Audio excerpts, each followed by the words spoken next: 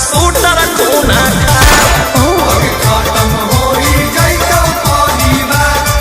अगे एगो शेरवा जेल के भीतर कोई गो शेरवा बाहर में सब सूटर खूना खार। अगे खत्म होई जाइतो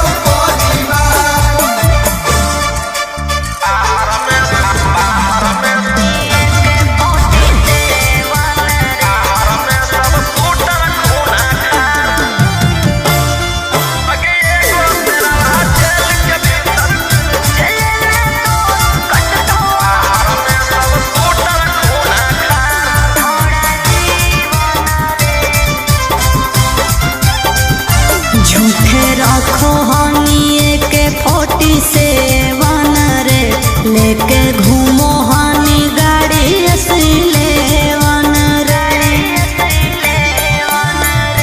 भले लागल हौ छौरी हाथ करिया गे बाकी छूटतौ नहीं हमारा डांगा दरिया गे। जले में तो कटतो छोड़ा जीवन रे। झूठे रखो हनिए के 47 रे लेके घूमो हनी गाड़ी S11 रे। देख ले तोरो छोड़ा भीतर में रह के पहुंचले मोर बिगाड़। अगे एगो शेरवा जेल के भीतर कोई गो शेरवा बाहर में सब सूटर खूना खार। अगे खत्म होई जाइतो परिवार।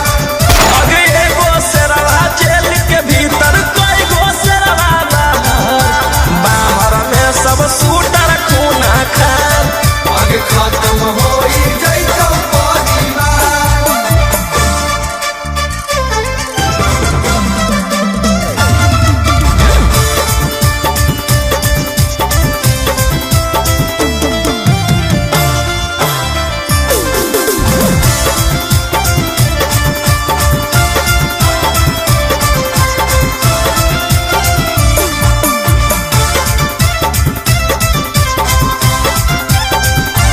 बड़ी करो हनी तू बदमाशी रे। अब जइहे चढ़ सीधे फांसी रे। जे तू खेलो ही माहिर ही खेलावा में तोरा अकर निकल रह के जेलावा में। तू के तनो कर ले मी उपाय न मिलतो माफी रे। बड़ी करो हनी तू बदमाशी रे। अब जइहे चढ़ सीधे फांसी रे।